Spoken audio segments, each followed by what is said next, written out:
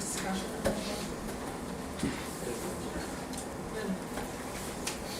When we first considered the closing of Osoyoos Secondary, my immediate thought was that it was just a short bus ride, one of the shortest in the province, and certainly in our district. However, our responsibility during a school closure consultation was to listen to all sides with an open mind. But after our first meeting, hearing insults thrown at our staff, hearing claims that SOSS had been built to make it possible the closure of OSS, and hearing accusations that we were just going through the motions and that it was a done deal. And my being a reactionary, I said to a trustee colleague, it's a good thing we're not voting tonight. But then we had hundreds of pages of briefs and email messages to read. Although many cited fussing, bullying, and bad roads in opposition to the closure, I felt that there was a deeper issue, and that was identity. I expected the initial lobbying for a secondary school in Osoyoos was to provide their students with a place where they could build their own identity and create a unique culture, which they have done. Yes, it's just a building, but in closing the building, we deny the students their unique identity. I also felt there was no real debate in our consultations. It was with this in mind that I made the motion to extend our decision for a year. And yes, I'm fully aware of the draconian measures we would have had to implement to make this a possibility. Unfortunately, over the last 3 weeks, trustees and staffs have been targeted both in the media and by verbal attacks, with attempts to intimidate, with the building of slanderous rumors, and with the throwing of abusive threats. These actions have been encouraged and funded by community leaders. This is wrong. Ideas are to be debated with respect. We do not verbally attack those who have ideas and opinions in opposition to our own. Another year of such conflict, I cannot imagine.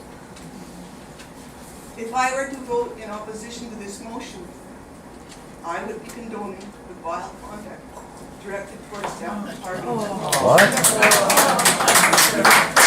Conversely, if I vote in favor of this motion, then I'm going against my conviction that there are more options that could have been considered.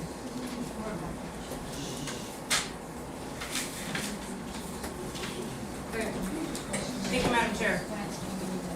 I take my role as a trustee very seriously.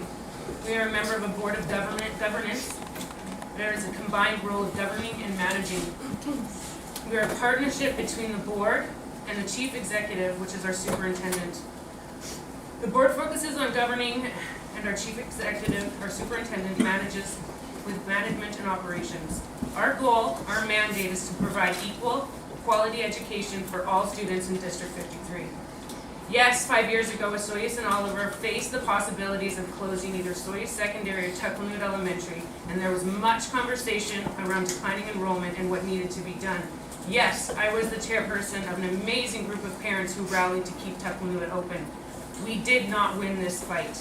It wasn't from our tireless efforts that kept it open. It was because the government of BC decided that they weren't going to take away or pull away our funding protection.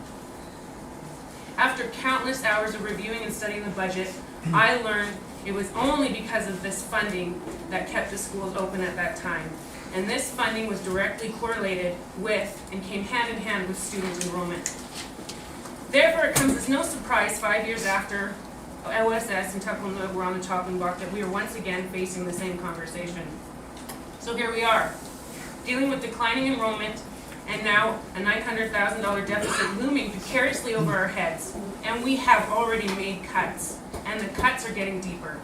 The cuts are bleeding the system of quality education, pulling at its life force. We've survived, yet now, with ongoing decrease in enrollment and funding, we are challenged to make drastic decisions without which our education system will be exsanguinated. Cuts have been so deep, and when funding is bled dry, our children's future will be hindered. Public education in our district will be crushed. Tuckalnoot's not back on the block. No. You said it's the same conversation. Excuse me. Okay, thank you. It's chose to run for trustee because I believe in quality public education. So what is education? Quality education. Education is a learning environment with sufficient facilities and resources. Core studies with sufficient materials. Qualified professional teachers who utilize effective teaching methods that focus on children, facilitates learning, and is always open for development. Yet while I was reading through hundreds of pages submitted, praise about what would be lost and the desire to keep what you had. Yet the reality that it was there would not be, yet the reality is that there would not be much left to have. Various concerns were raised, such as busing, fear of bullying, effective family schedules, frequent issues raised with concerns over negative economic impacts. What was noticeably absent, however, was any real talk about education. It's not true. The role of the school board trustee is not to ensure the community's viability. That is the concern of town council. It is not our job to look after the economic well-being of the communities. That is the role of town council. It is not our obligation to enhance an economy, to grow communities, or to attract young families to our towns. That responsibility rests on the municipalities and their town councils. It is So take our money. Knock it out! And terribly unprofessional of those who have suggested a conspiracy, that the decision was made over months or even years ago, or that the board made a rash and thoughtless decision, or even imply that it was based on a self-serving position. It was not. It was not an easy decision. No one derived satisfaction from closing down a school. And although difficult, it was a careful, thought-through, and informed decision motivated solely by our mandate to provide quality education for all students. Have you voted Within the constraints of our budget. To bully trustees and point fingers or suggest otherwise is a blatant attempt to deflect responsibility or attention from true issues, decrease funding, and decline student enrollment. The role of a trustee is, and should only be, focused on education as our mandate stipulates. And it is our duty to not get sidetracked from our main objective or by the influence by political posturing. I genuinely believe that the amalgamation of the two secondary schools is in the best interest of all students and their education. Why secondary schools? Fundamentally, it boils down to enrollment. It is more expensive to provide a wide variety of courses at secondary levels, and to staff secondary schools with low enrollment at each grade is not a judicial or efficient use of funds. Declining enrollment and declining funds are forcing us to make efficient uses of our facilities and thus greater opportunities for the quality of education. By amalgamating the two schools, we are ensuring the lifeblood of courses and materials and opportunities for the students. I did have the opportunity to speak with many Osoyoos parents and all of their parents. And I spoke with one Osoyoos mom the other day who told me that her daughter was so excited about all the new opportunities she would be facing.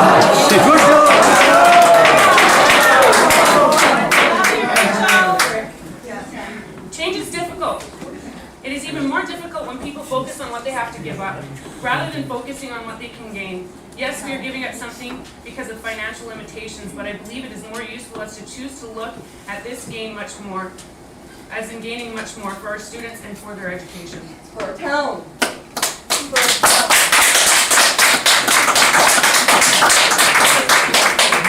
Thank you, Madam Chair.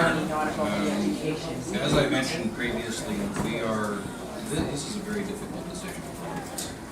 Some of us have lived here for a long time, and Can you speak up? I can't hear you.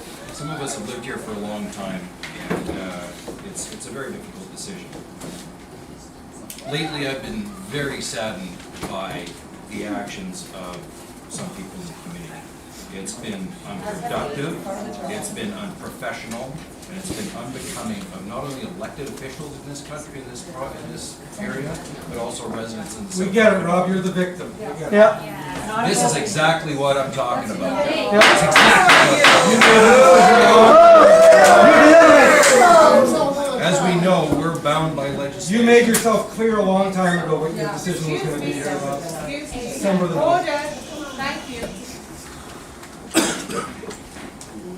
As the board knows, we are bound by legislation and by the Education Act to provide education in the district within the parameters set out by the government.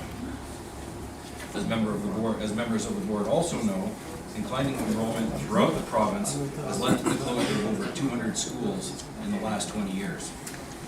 This is over multiple governments, and this is over multiple districts. We are one of the last to actually have to close a school, and it's unfortunate. We are the government. Don't do it. You don't have to. Your turn. I urge government of this stripe or the other stripe, either party, to consider changes in how its funding mandate to reflect not only wages and instructional costs, but to reflect operational costs that have been done with the school districts. This has been done for 30, 40 years, and it's gone over multiple parties. BCSTA for years has requested the government, all 60 districts, to increase funding to education. One of the previous speakers in the forum mentioned something that government should listen. And I find it ironic that when his party was in power, they ignored all 60 districts. They ignored all 60 districts in enforcing a new agreement across the province. Whether it was good or bad is irrelevant. But again, the funding for that agreement was not fully funded. And we've seen this over and over again. This is why I'm urging the government to consider changes in how our funding model is. It's not right. We're giving you the time to do that. We are giving you the time to do that. Please don't interrupt. My name is Sam Hantroff. I represent Okanagan Falls.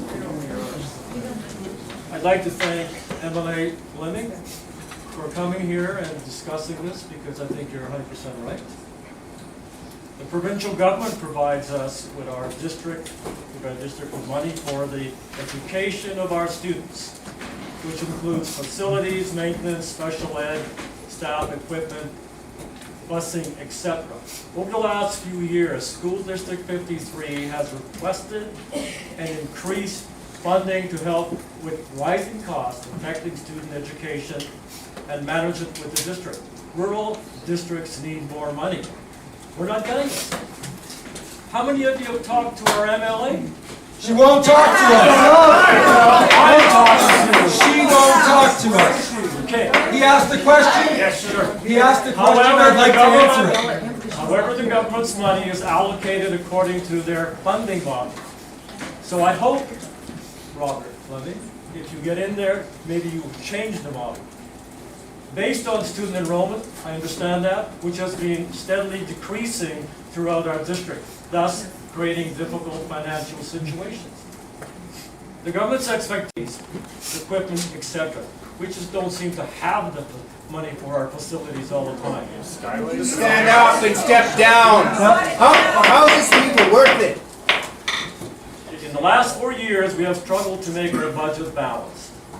With due diligence, our administration, secretary, treasurer, superintendent have done admirable jobs in cutting costs wherever possible to maintain a balanced budget.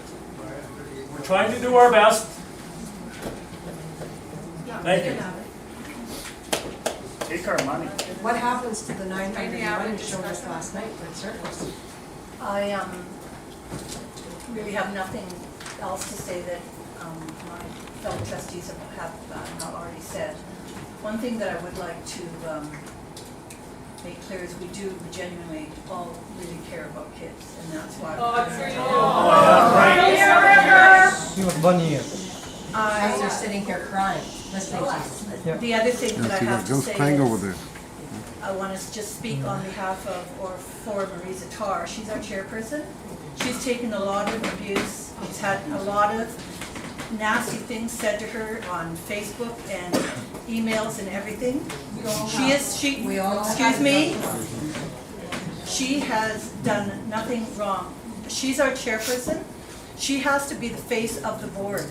She's not allowed to give her opinion. And even when she voted against the school closure, she got put down for that and said that her vote was ingenuous. What does this have to do with? So because I'm trying to clarify, Move on. person is the face of the board and speaks on behalf of the board. They're not, their thoughts or feelings, they're not allowed to give them. So I just wanted to clarify that because she's been treated very, very unfair in her community and has. Can I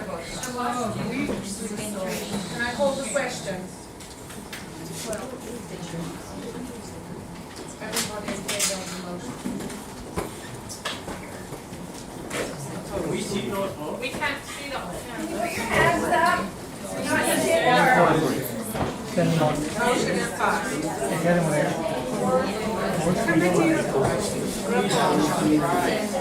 Policy committee.